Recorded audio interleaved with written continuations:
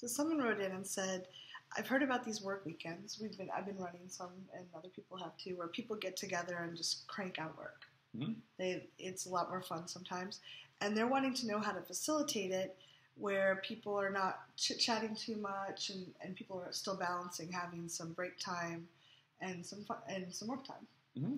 So this is Reid Mahako from readaboutsex.com. Cathy Vartuli from the intimacydojo.com. And when the Sex Geek summer camp shirt is on, that means we're talking about business for sex educators and facilitators and the like. And you can find out more at sexgeeksummercamp.com, which is a blast. We will both be there. Well, you have to be there. I'm biased. I mean, I made it Yeah. happen, and Cathy organizes it. So ask other people what they thought. Maybe we're not the right people.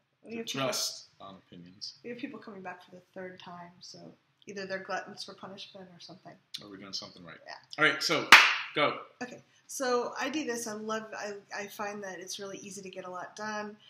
If I have friends sitting around and we're encouraging each other, asking questions occasionally, and taking breaks together, it's a lot harder when I'm hit a rough spot in what I'm doing I'm going to play on Facebook or watch TV for a little while because they're going to know. So it's kind of encouraging, and it's fun. The energy of other people getting stuff done is really cool. But there can be problems sometimes when people start chit-chatting about other things, or we start, when you're around really cool sex geeks who are doing cool stuff, you want to balance productivity with sharing and connecting. So that can be hard. I usually like to establish ground rules in the beginning, and I actually have a safe word. So if I feel like What's your safe word for work days? Get back to work. Okay. It works. People remember it. Mine would be what Dwayne Johnson, The Rock, does at the gym, which is he screams, "Focus!" Like when people are taking pictures and stuff of him when he's working out, he's like, "Focus!" So we agree that we're going to any of us can say, hey, I need a break. Mm-hmm. And I like to have, in my space, there's places people can go take a break by themselves if they want. But we usually have breaks every hour or so, just to get up, stretch. Yeah, I mean, Brendon Sher is one of the people that we like in the informational world, runs a high-performance academy weekend, and a lot of the productivity hacks that people like Brendon or Tim Perez or Dave Asprey, a lot of info marketers will talk about productivity and how to leverage it. The design principles that would work well in a work day would be every 45 minutes, there is a quick break to do a whole like Qigong kind of exercise like Brendon talks about. And what we're doing is we're leveraging what we know about most people's brains and physiologies and where you start to lose productivity, but more importantly, over a 4 or 5 hour day, things that you do those first couple of hours help you in the long run. Mm-hmm. So take a break every 45 minutes to get up and shake and let out some sound. Make sure that people are staying hydrated well, and create a culture where people can hold themselves accountable, and make sure that you take meal breaks and things like that, so that people can go outside and get a walk and get some food, and then create a structure where people can refocus on what they're going to do.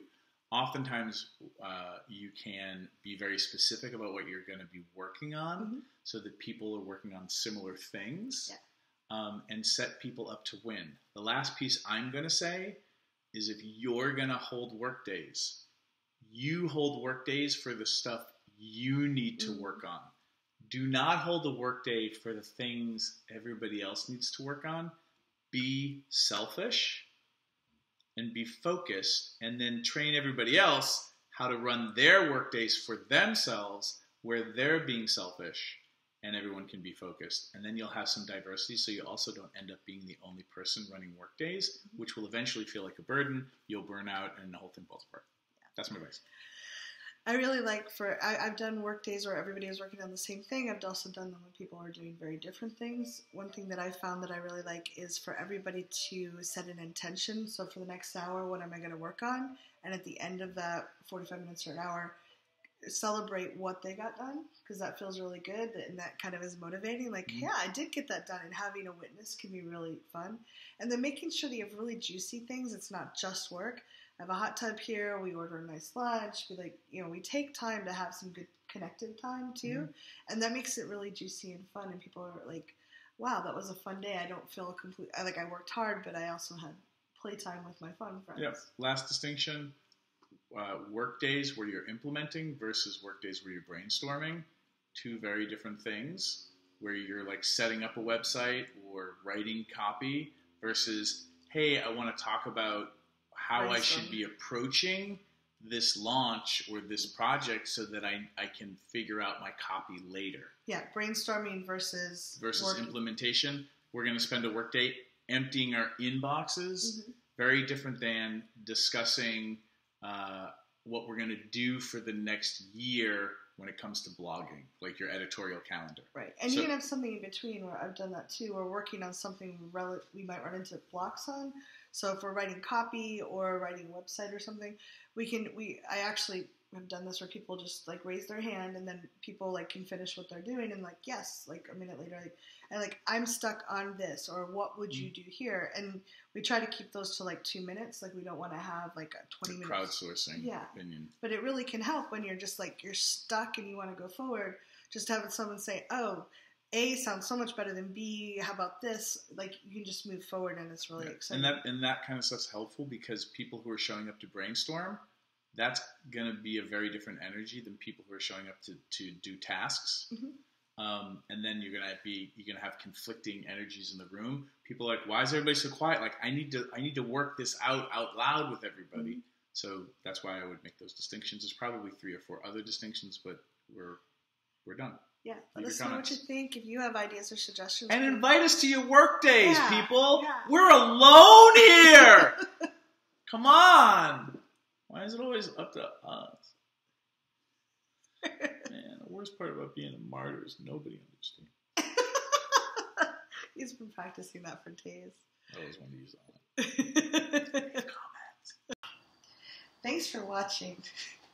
If you'd like to subscribe to my social media, it's right there. And please subscribe to this channel there. If you'd like to see more goofy Reid and Cathy, there's more videos there. See them. Why are they there?